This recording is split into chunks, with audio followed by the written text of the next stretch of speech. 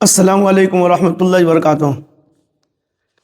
رمضان کے کچھ ایام کچھ دن گزرنے کے بعد عام طور پر لوگ پوچھتے ہیں کہ سال صدقہ فطر کتنا ادا کرنا ہے، ایک آدمی کی طرف سے صدقہ فطر کتنا دینا ہے۔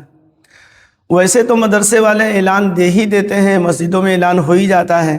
لیکن اس کے باوجود بھی عام طور پر کوئی بڑا ادارہ ہوتا ہے، کوئی بڑی تنظیم ہوتی ہے، تو وہاں کا اعلان کا لوگ انتظار کرتے ہیں کہ وہاں والے نے کیا اعلان کیا۔ صرف بہار ہی میں نہیں بلکہ اڑیسہ، جھارکھنڈ، نیپال وغیرہ ہر جگہ سے لوگ پوچھتے رہتے ہیں کہ بھائی امارت شریعہ نے اس مرتبہ صدقہ فطر کا کیا اعلان کیا ہے۔ دیکھیے اس سلسلے میں تو ہے، بہتر تو یہ ہے کہ آپ کے علاقے میں جو مدرسہ ہے یا اسی طریقے سے آپ کے علاقے میں جو کوئی ادارہ ہے، کوئی ایسی تنظیم ہے، وہ لوگ صدقہ فطر کا جو اعلان دیے ہیں اس کے مطابق نکالے تو وہ زیادہ بہتر ہے، چونکہ آپ کو فرق معلوم ہوگا۔ جیسے مثال کے طور پر پٹنہ کا ریٹ کچھ اور ہے، اور اسی طریقے سے سیتامڑھی ہے، سمستی پور ہے، دربھنگا ہے، یا اسی طریقے سے گیا ہے، تو بہرحال سب جگہ جو ہے گیہوں یا اور بھی جو چیزیں ہیں جس کو صدقہ فطر میں ادا کرنا ہے یا اس کے برابر جو ہے کوئی چیز نکالنی ہے، تو لہذا چونکہ آپ کو فرق محسوس ہوگا، قیمت کے اعتبار سے فرق محسوس ہوگا، تو کوئی ضروری نہیں ہے کہ جو پٹنہ کا ریٹ ہو وہی سیتامڑھی کا ہو، جو سیتامڑھی کا ہو وہی گیا کا ہو، جو گیا کا ہو وہی سمستی پور کا ہو، کوئی ضروری نہیں ہے۔ تو سب جگہ جو ہے گیہوں گندم وغیرہ کا جو ہے وہ ریٹ کے اندر فرق ہے، اسی کے مطابق جو ہے، تو لہذا میں نے کہا کہ جو آپ کے علاقے میں ادارے ہیں، جو آپ کے علاقے میں جو مدرسے ہیں، وہ لوگ جو اعلان دے رہے ہیں تو اس کے مطابق نکالے تو وہ زیادہ بہتر ہے۔ تو بہرحال جب امارت شریعہ کی بات آ گئی تو میں آپ کو بتاتا چلوں، اس مرتبہ امارت شریعہ نے گیہوں کا اگر اعتبار کرتے ہیں، گندم کے اعتبار سے اگر آپ صدقہ فطر ادا کرتے ہیں تو 70 روپیہ کا اعلان کیا ہے، ایک آدمی کی طرف سے 70 روپیہ صدقہ فطر ادا کرنا ہے۔ اسی طریقے سے پوری تفصیلات اس میں ہیں کہ حدیث پاک میں اللہ کے رسول پاک صلی اللہ علیہ وسلم نے جہاں پر گندم گیہوں کا تذکرہ فرمایا وہاں پر نصف سا کا تذکرہ فرمایا ہے، اور اسی طریقے سے کھجور، کشمش، پنیر، جو کا، یہ سب اللہ کے رسول پاک صلی اللہ علیہ وسلم نے صدقہ فطر میں جو ہے سب کی تفصیلات آپ صلی اللہ علیہ وسلم نے بیان کی ہے۔ تو اگر کوئی گندم گیہوں کے اعتبار سے نکالتا ہے تو نصف سا کا اعتبار ہے، اور اگر کھجور، پنیر وغیرہ جو ہم نے نام بتایا ہے، اگر ان میں سے اگر کسی چیز کے اعتبار سے اگر آپ صدقہ فطر ادا کرتے ہیں تو 1 سا آپ کو ادا کرنا ہے۔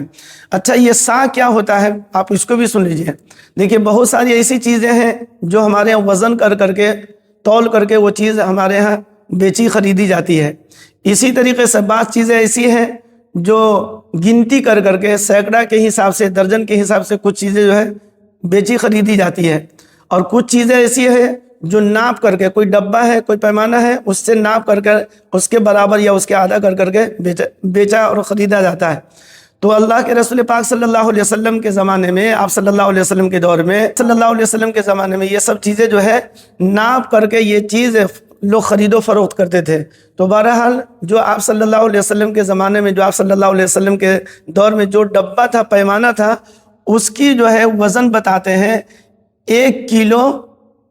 692 گرام، یعنی نصف سا کا وزن جو ہے یہ بتایا جاتا ہے، اور 1 سا کا وزن بتایا جاتا ہے 3 کلو 384 گرام۔ تو بہرحال اب وہ چیزیں ہے نہیں، لہذا اب کلو گرام وغیرہ چلتا ہے، تو لہذا پونے 2 kg یا موٹا موٹی جو ہے آپ 2 kg بھی نکال سکتے ہیں۔ بہتر بتاتے ہیں کہ کم سے کم 2 kg نکال دیں، پونے 2 کے بجائے جو ہے 2 kg نکال دیں، اور اسی طریقے سے 3 kg 384 گرام کا مطلب یہ ہے کہ 3.5 kg۔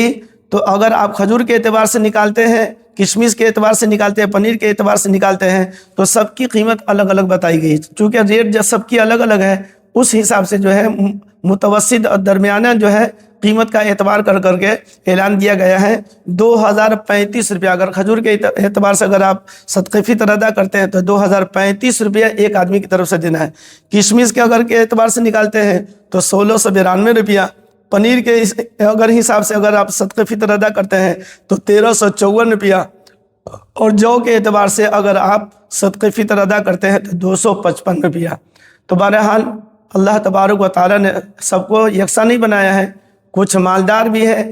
اور کچھ متوسط درجے کے بھی لوگ ہیں اور کچھ غریب لوگ بھی ہیں۔ ایسے تو غریب کے اوپر جو ہے، جن کے اوپر خود جو ہے زکوٰۃ اور زکوٰۃ فطرہ لینا واجب ہے، عام طور پر صدقہ فطر وہ لوگ بھی نکالتے ہیں۔ تو بہرحال اگر لوگ دے رہے جن کے اوپر واجب نہیں ہے، اگر پھر بھی اگر وہ دے دے تو انشاءاللہ ان کا بھی فطرہ قبول ہوگا۔ تو بہرحال اللہ تبارک و تعالیٰ نے اگر مال کے اندر فراوانی دی ہے اور اللہ تبارک و تعالیٰ نے پیسے کی کوئی کمی نہیں دی ہے، تو گیہوں کے اعتبار سے نہ نکالے، 70 روپیہ کے حساب سے نہ نکالے، کشمش کے اعتبار سے نکالے 1692 1700 روپیہ، یا اسی طریقے سے پنیر کے حساب سے نکالے 1354 روپیہ، اور اسی طریقے سے یا کم از کم درجے میں 255 روپیہ یعنی 250 روپیہ جو ہے ایک آدمی کی طرف سے نکالے۔ اچھا، جو چھوٹی فیملی ہے ان کے لیے تو آسان ہے، بڑی فیملی ہے تو بہرحال جو قیمت جو بتائی گئی ہے اس کے اعتبار سے آپ اپنی سہولت سے نکالیں، لیکن کوشش یہ کریں کہ زیادہ سے زیادہ آپ جو ہے بڑی رقم خرچ کریں گے۔ ظاہر سی بات ہے، جتنا گڑ ڈالا جائے اتنا میٹھا ہوگا، تو جتنا زیادہ دیں گے اتنا زیادہ ثواب ملے گا، اور غریبوں کا یا مدرسوں والوں کا زیادہ سے زیادہ فائدہ ہو جائے گا۔ اللہ تبارک و تعالی ہمیں